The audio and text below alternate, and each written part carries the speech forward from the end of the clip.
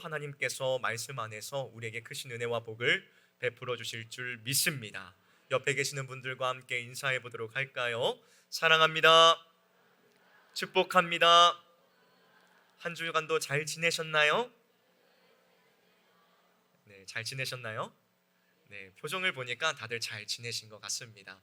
오늘도 우리가 하나님의 말씀 안에서 큰 은혜와 복을 누릴 수 있기를 바랍니다. 치열한 세상을 살아가다 보면 우리의 마음은 수많은 걱정과 근심 그리고 세상의 욕심들로 복잡하게 얽히게 됩니다. 눈앞의 현실을 계산하느라 우리의 마음은 끊임없는 세상의 소음들로 가득 차게 되지요. 몸은 이렇게 거룩한 예배의 자리에 나와 있습니다. 하지만 정작 우리의 마음 속에는 세상의 염려와 이기적인 욕망들이 가득 차 있을 때가 참으로 많습니다. 거룩하신 하나님이 머무실 공간이 없는 심각한 영적 혼란을 겪고 있는 것이지요. 겉으로는 경건한 예배자의 모습을 하고 있지만 속으로는 세상의 이익을 계산하는 데 여념이 없습니다. 예배당에 나와 있으면서도 내일의 삶에 대한 문제들로 머릿속이 꽉 차 있습니다. 이것이 바로 오늘날 우리가 마주하고 있는 뼈아픈 영적인 현실입니다. 오늘 우리가 함께 읽은 본문의 말씀은 바로 이러한 영적 현실을 정확하게 짚어주고 있습니다. 스가랴 선지자의 예언대로 겸손의 왕으로 예루살렘 성에 입성하신 예수님께서 가장 먼저 향하신 곳은 다름 아닌 성전이었습니다. 성전은 만민이 하나님께 엎드려 기도하며 하나님의 임재를 누려야 하는 가장 거룩한 장소였습니다. 죄인들이 피 흘리는 제물을 통하여 하나님의 은혜를 경험하는 생명력 넘치는 공간이었어야만 했지요. 그러나 예수님께서 마주하신 이 성전의 모습은 처참하고 참담했습니다. 그곳에는 하나님을 향한 경외함이 완전히 사라져 있었습니다. 제사를 드리기 위하여 온 이방인들과 백성들의 간절함은 완전히 사라져 있었습니다. 오직 사람들의 탐욕과 돈을 바꾸는 시끄러운 소리들만이 가득한 타락한 시장통이 되어 있었지요. 거룩해야 할 성전이 종교 지도자들의 주머니를 불리는 탐욕의 도구로 전락해 버린 것입니다. 하나님을 섬긴다는 명목으로 실상은 돈과 권력을 섬기고 있었다는 것이지요. 예수님께서는 이 참담한 성전을 보시고 거룩한 분노를 터뜨리셨습니다. 그리고 성전 안의 모든 거짓과 탐욕을 단호하게 몰아내시기 시작하셨습니다. 오늘 이 시간 예수님께서는 세상의 소음들로 복잡하게 어질러져 있는 우리의 마음 성전에도 친히 찾아오십니다. 거룩함을 잃어버리고 세상의 욕심으로 가득 찬 우리의 내면을 주님께서 온전히 엎으시고 깨끗하게 정리하십니다. 오늘 선포되어지는 이 말씀을 통하여서 내 안에 숨겨진 세상의 우상들을 완전히 청산해버리고 오직 예수 그리스도의 십자가의 은혜로 충만하게 채워지는 거룩한 예배자들로 우리 모두가 다시 설 수 있기를 주님의 이름으로 간절히 축원합니다. 먼저 첫 번째로 우리는 내 마음속 우상을 버리고 진실한 예배를 회복해야 됩니다. 우리는 무엇을 버려야 한다고요? 네, 앞에 다 쓰여져 있죠. 마음속에 있는 우상을 버리고 무엇을 회복을 해야 된다고요? 진실한 예배를 회복해야 합니다. 오늘 본문 12절을 보면 성전에 들어가신 예수님께서는 그 안에서 매매하는 모든 사람들을 단호하게 쫓아내십니다. 돈 바꾸는 사람들의 상과 비둘기 파는 사람들의 의자를 가차없이 둘러 엎으시지요. 당시 예루살렘 성전에는 먼 곳에서 제사를 드리러 온 사람들을 위해 제물을 팔고 로마의 화폐를 성전에서 쓰는 동전으로 바꿔주는 상인들이 있었습니다. 이들은 성전 안에서 가장 바깥쪽인 이방인의 뜰이라는 곳에 자리를 잡았지요. 본래 이 이방인의 뜰은 다른 나라에서 온 이 이방 사람들이 하나님께 나와 기도하고 예배하도록 구별된 거룩한 장소였습니다. 하나님께서는 선지자들을 통하여 성전이 만민이 기도하는 집이 될 것이라고 분명하게 약속하셨지요. 하지만 당시에 타락한 종교 지도자들은 이방인들이 기도해야 할 그 유일하고 거룩한 자리를 완전히 빼앗아 버리고 말았습니다. 제사를 핑계 삼아 짐승들을 몰아넣고 폭리를 취하며 자신들의 배를 불리는 거대한 시장통으로 만들어 버렸다는 것입니다. 하나님께서는 제사 비용으로 가난한 백성들에게 무거운 짐을 지우시는 분이 결코 아니십니다. 그런데도 종교 지도자들은 성전 세금과 재물의 엄격한 잣대를 들이밀면서 가난한 자들을 철저히 억압했습니다. 겉으로는 하나님께 온전한 제사를 드린다고 거룩하게 포장했습니다. 그러나 그들의 마음속, 그들의 속마음은 오직 돈과 권력을 향한 탐욕으로 가득 차 있었다는 것이죠. 그래서 주님께서는 13절에 내 집은 기도하는 집이라 일컬음을 받으리라 하였거늘 너희는 강도의 소굴을 만드는도다 라고 무겁게 책망하고 계시는 것입니다. 여러분, 예수님께서 상을 둘러엎으신 이 사건은 단순히 화가 나서 감정적으로 이러한 일들을 벌이신 것이 아닙니다. 썩어 빠진 종교 시스템과 부패한 인간의 탐욕을 향한 하나님의 엄중한 심판의 선포인 것입니다. 약자들이 하나님께 나오는 구원의 길을 철저히 가로막은 종교 권력자들을 향한 거룩한 분노였던 것입니다. 더 나아가 주님께서 이 상을 엎으신 데에는 매우 중요하고 위대한 구원의 역사의 진리가 담겨져 있습니다. 그것은 이제 더 이상 짐승의 피나 성전 세금이 필요 없다는 장엄한 선언입니다. 건물이 중심이 되는 낡은 제사 제도의 시대가 완전히 끝났음을 만천하에 알리시는 것이지요. 하나님의 독생자이신 예수 그리스도, 그분께서 친히 십자가에 달리셔서 단번에 완전한 속죄 제물이 되어 주셨습니다. 오직 예수님의 십자가의 보혈로만 하나님 아버지께 담대히 나아갈 수 있는 참된 은혜의 시대를 활짝 열어 젖히신 것입니다.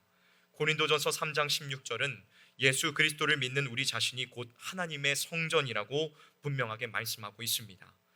여러분, 이 시간 우리 성전된 우리의 내면을 하나님의 말씀에 비답해 정직하게 비추어 보아야만 합니다. 여러분의 마음은 정결하신가요? 여러분의 마음은 정리되어 있으십니까? 우리의 마음 중심에도 반드시 둘러엎어야 할 수많은 탐욕의 상들이 놓여져 있습니다. 하나님을 사랑하는 마음보다 세상을 더욱 사랑하고 물질을 숭배하는 우상의 상들이 놓여져 있습니다. 나의 공로와 체면을 앞세우며 남을 판단하는 교만의 의자들이 우리의 마음속에 세워져 있습니다. 거룩한 예배당에 나와 있지만 하나님과 적당히 거래하여 세상의 성공을 얻어내려는 이러한 이기적인 계산들이 우리의 마음의 한가운데에 떡하니 차지하고 있다는 것입니다.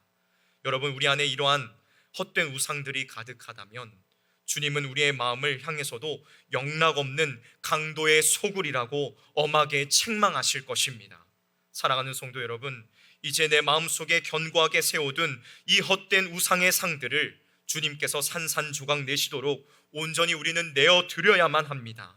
내 자존심이 깨어지고 내 알량한 의로움과 공로가 완전히 무너지는 것을 결코 두려워하지 마십시오.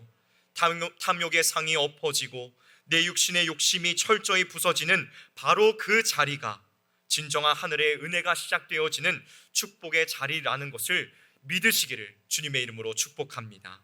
사랑하는 성도 여러분, 오늘 이 시간 십자가의 은혜 외에 내가 헛되이 의지하고 있었던 모든 세상의 찌꺼기들, 그 불순물과 같은 것들을 과감하게 버리시기를 바랍니다. 신앙을 나의 이익을 위한 수단으로 삼았던 그러한 얄팍한 마음들을 회개하십시오. 형식적이고 껍데기만 남은 종교 생활을 우리는 철저하게 끊어내야만 합니다. 오직 나를 위하여 십자가에서 자신을 찢으시고 피 흘리신 예수 그리스도, 그분만을 굳게 붙잡으시기를 바랍니다. 내 안에 더러운 탐욕을 온전히 비워내고 오직 주님을 향한 거룩한 갈망으로 채워지는 참되고 진실한 예배자로 서는 우리 모두가 되기를 주님의 이름으로 축원합니다. 다음 두 번째로, 우리는 상한 심령을 가지고 은혜의 주님께 나아가야 합니다. 오늘 본문 14절을 보면 참으로 감동적이고 놀라운 장면이 펼쳐지지요.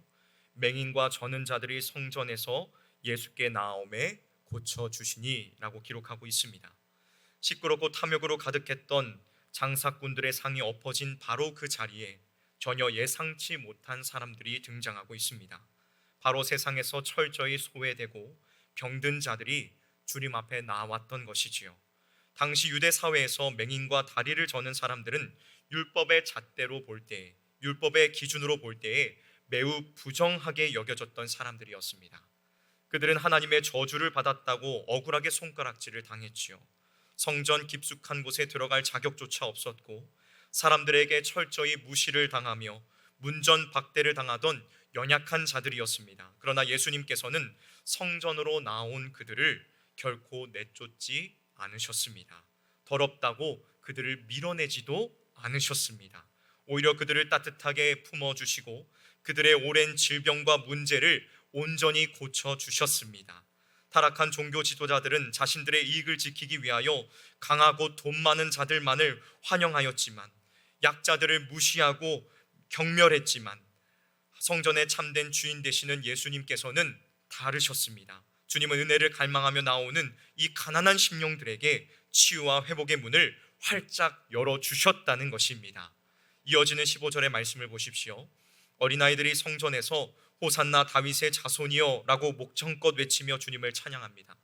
스스로 의롭다고 자부하던 대제사장들과 서기관들은 이 어린아이들의 찬양 소리를 듣고 크게 분노했습니다. 하지만 예수님께서는 오히려 이 작고 보잘것없는 아이들의 찬양을 가장 기쁘게 받으셨습니다. 시편 8편의 말씀을 직접 인용하시면서 어린아이들의 찬양이 곧 하나님께서 영광 받으시는 완전한 찬양임을 만천하에 선포하셨습니다. 이것이 바로 예수님께서 회복하시고자 하셨던 진짜 성전의 모습입니다. 성전은 스스로 깨끗하다고 여기며 자기의 의를 뽐내는 자들이 모이는 자기 과시의 장이 아닙니다. 세상에서 상처받고 찢어진 자들, 자신의 힘으로는 도무지 구원받을 수 없음을 철저히 깨달은 이러한 가난한 심령들이 모여서 하나님의 긍휼을 덧입는 은혜의 장소입니다. 차가운 율법의 기준과 날선 정죄가 완전히 사라진 곳, 그곳이 바로 참된 성전이라는 것입니다. 예수 그리스도의 십자가의 그 피 묻은 은혜가 강물과 같이 흘러 넘치는 곳이 바로 참된 성전이며, 오늘날 우리 성실교회의 모습이 되어야 되는 줄로 믿습니다. 주 안에서 사랑하는 성실의 성도 여러분, 하나님 앞에서는 결코 나를 완벽한 사람처럼 그럴듯하게 포장할 필요가 없습니다.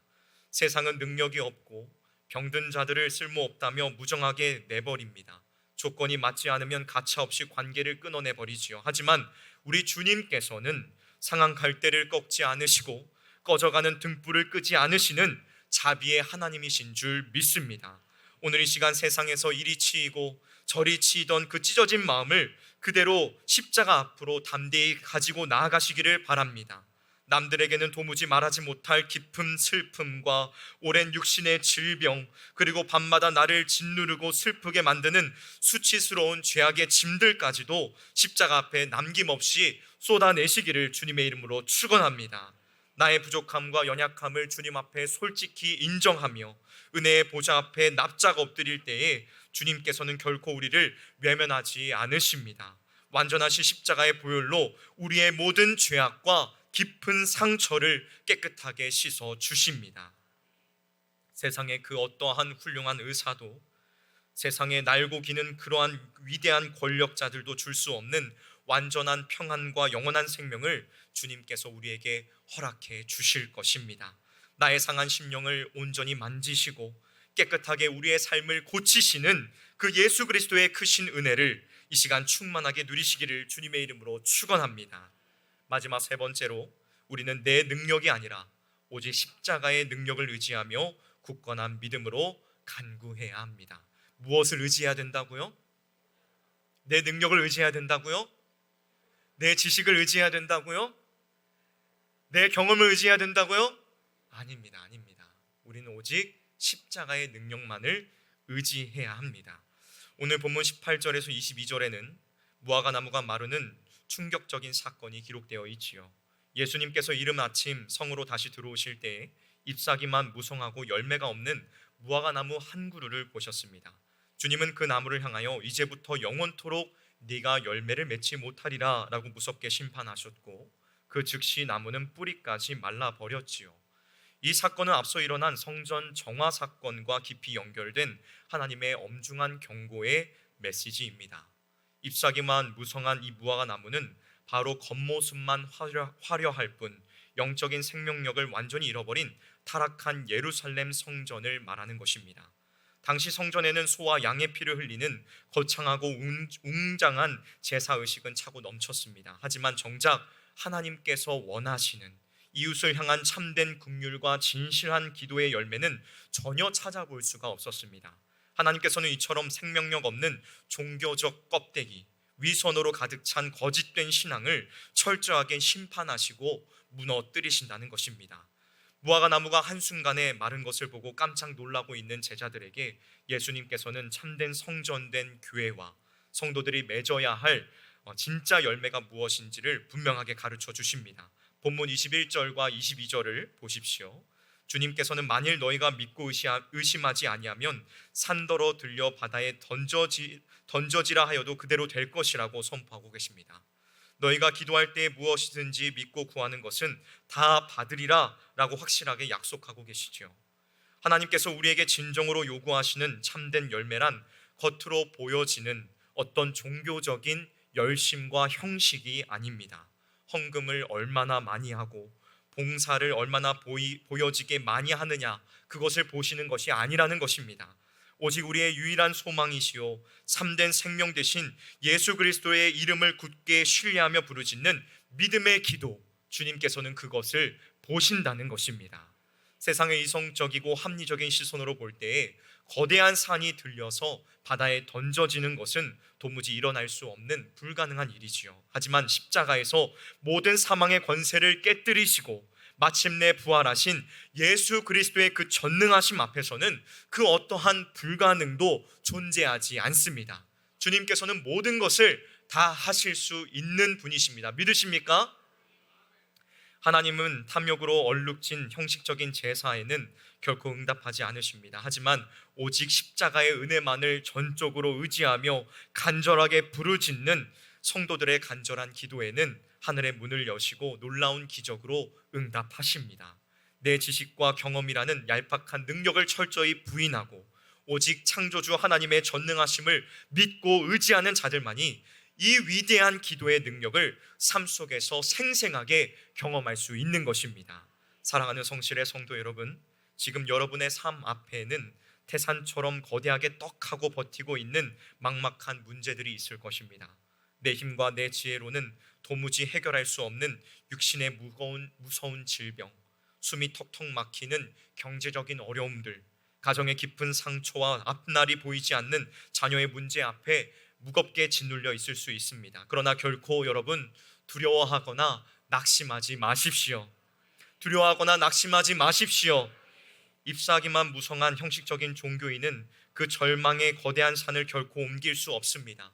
내 알량한 지식과 세상의 처세술을 우리는 완전히 내려놓아야만 합니다. 그리고 전능하신 하나님을 향한 온전하고 순전한 신뢰를 철저하게 회복해야만 합니다. 이 시간 우리를 구원하신 예수 그리스도의 십자가를 굳게 붙잡고 믿음으로 간구합시다. 내 마음속에 일어난 그 모든 의심의 안개를 걷어내시기를 바랍니다. 오직 주님의 살아계심을 확신하며 기도의 보좌 앞으로, 주님의 그 보좌 앞으로 담대히 나아가 엎드리십시오. 우리가 십자가의 피 묻은 공로를 힘입어 흔들림 없는 믿음으로 부르짖을 때에 우리 앞을 가로막고 있었던 그 절망의 산들이 흔들려 바다에 던져지는 위대한 기적이 우리의 삶 속에, 우리의 두 눈 앞에 나타나게 될 줄로 의심 없이 믿습니다. 막힌 담을 헐고 산을 옮기시는 하나님의 크고 놀라운 이 능력을 여러분의 삶 가운데서 체험하실 수 있기를 주님의 이름으로 축복합니다. 말씀을 마무리하도록 하겠습니다. 사랑하는 성실의 성도 여러분, 19세기의 위대한 목회자 존 찰스 라일이라는 목사님은 참된 성도의 삶에 대하여 이와 같이 말하였습니다. 우리의 심령이 세상의 찌꺼기와 이기적인 욕심들로 가득 차 있다면 그곳에 거룩하신 그리스도께서 머무실 자리는 결코 없습니다 라고 말하였습니다. 예수님께서는 세상의 시끄러운 소음과 교만한 탐욕으로 철저히 무너져버린 우리의 마음 성전을 다시 세우시기 위하여 친히 이 땅에 오셨습니다. 강도의 소굴처럼 변해버린 우리의 마음을 생명이 넘치고 은혜가 흐르는 만민이 기도하는 집으로 완전히 회복시키시기 위하여 십자가에서 영원한 제물이 되어 주신 것입니다. 이제는 우리의 마음을 복잡하게 어지럽히는 세상의 이 헛된 우상들과 이기적인 계산들을 단호하게 끝내야 할 때입니다. 다시 세상으로 시선을 돌이키는 것이 아니라 하나님께 시선을 고정하며 나가야 할 때라는 것입니다. 겉모습만 화려하고 내 능력을 포장하려고 했던 잎사귀만 무성한 껍데기의 신앙을 오늘 이 시간 십자가 앞에 남김없이 내려놓으시기를 주님의 이름으로 축원합니다. 대신 상처 입고 병들며 지친 내 모습을 있는 모습 그대로를 가지고 나아가 나를 고치시고 나를 싸매시며 나를 사랑한다 말씀하시는 그 예수 그리스도의 은혜의 보좌 앞으로 정직하게 나아가시기를 바랍니다. 우리의 연약함을 고치신 주님께서는 이제 우리 손에 세상을 이길 가장 강력한 무기를 주셨습니다. 그것이 무엇일까요? 다시 설교를 해야 될까 봐요. 주여 어찌하오리이까. 기도, 믿음의 기도라는 무기를 우리에게 쥐어주셨습니다. 무엇을 쥐어주셨다고요? 네, 믿음의 기도. 이거 잊어버리시면 안 됩니다. 세상의 거대한 산 앞에서도 결코 뒤로 물러서거나 타협하지 마십시오. 오늘 이 거룩한 주일 오직 예수 그리스도의 십자가의 능력을 굳게 의지하며 산을 옮기는 믿음의 기도를 힘차게 시작하시기를 바랍니다. 주님의 십자가의 능력으로 깨끗하게 정리된 심령을 가지고 이번 한 주간 세상 가운데에서 하나님의 놀라운 기적, 우리의 눈앞에 놓여진 그 거대한 산을 옮기시는 그 주님의 놀라운 기적을 삶 가운데서 경험하는 우리 모두가 되기를 주님의 이름으로 축원합니다. 기도하도록 하겠습니다.